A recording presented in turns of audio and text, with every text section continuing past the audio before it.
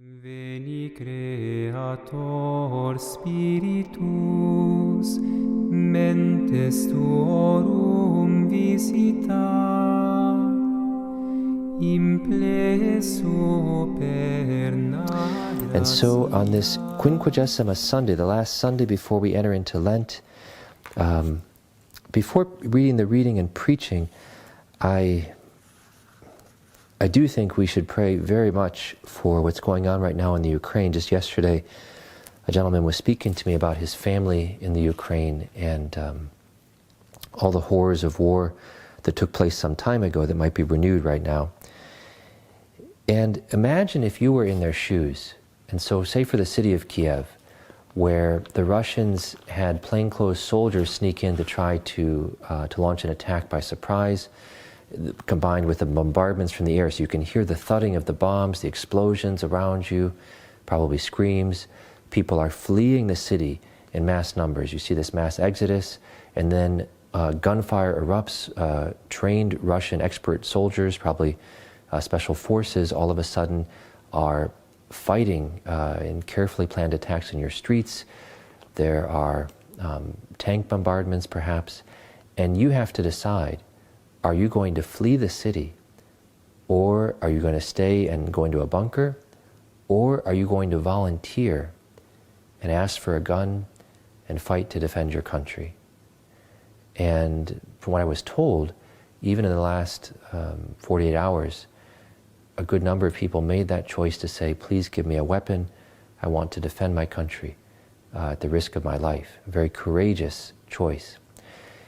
And you and I are called to support them right now with our prayers, but every day in the spiritual battle, you're called to take up your weapon, the great weapon of the Rosary, but another weapon that St. Paul indicates right here in a strategy that we don't necessarily instinctively think of. So St. Paul writes to the Corinthians, "Brethren, if I speak with the tongues of men and of angels, and have not charity, I am become as sounding brass or a tinkling cymbal. And if I should have prophecy and know all mysteries and all knowledge, and if I should have all faith so that I could remove mountains, and have not charity, I am nothing. And if I should distribute all my goods to feed the poor, and if I should deliver my body to be burned, and have not charity, it profiteth me nothing. Charity is patient. Charity is kind. Charity envieth not, dealeth not perversely, is not puffed up, is not ambitious, seeketh not her own, is not provoked to anger, thinketh not evil, rejoiceth not in iniquity, but rejoiceth in the truth, beareth all things, believeth all things, hopeth all things, endureth all things. Charity never falleth away. Whether prophecy shall be made void, or tongue shall cease, or knowledge shall be destroyed. For we know in part, and we prophesy in part. But when that which is perfect is come, that which is in part shall be done away. When I was a child, I spoke as a child, I understood as a child, I thought as a child. But when I became a man, I put away the things of a child. We see now through a glass in a dark manner, but then face to face. Now I know in part, but then I shall know even as I am known. And now there remaineth faith, hope, charity, these three. But the greatest of these is charity." And so this passage that I know you're familiar with, but what is St. Paul doing here? St. Paul is speaking as a father of souls who's constantly dealing with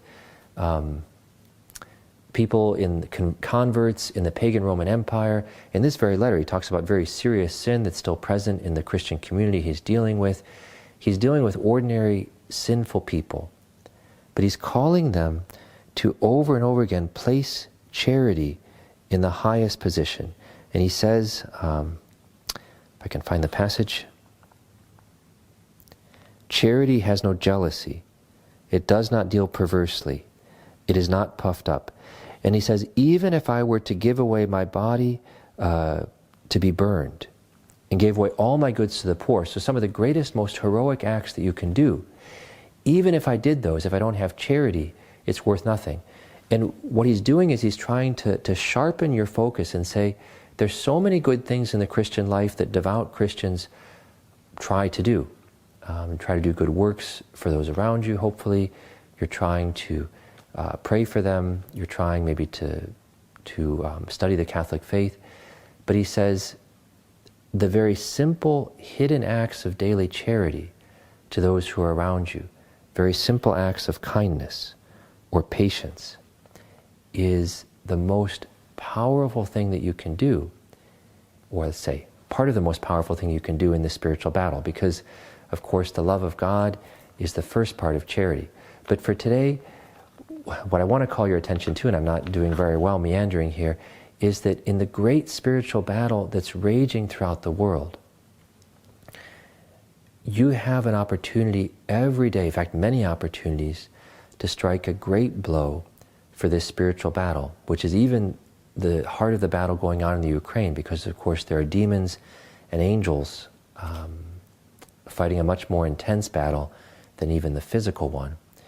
And so seize the opportunity to strike at the heart of the enemy that's present in unexpected opportunities for patience, for kindness, especially those that no one is going to applaud you for, that are very hidden, or even when the other person doesn't appreciate at all what you're doing, but nonetheless, you continue to try to be patient and kind.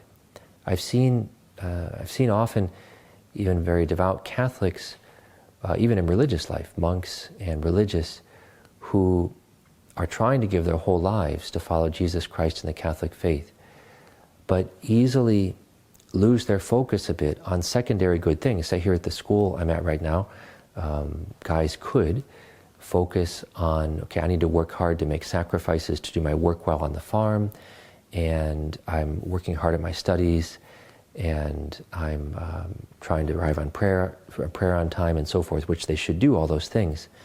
But they can lose sight a bit that the great, some of the most important sword strokes, if you will, in this spiritual battle take place in the very humdrum interactions of daily life, where unexpectedly they're called to exercise mercy or patience or charity or kindness in one way or another.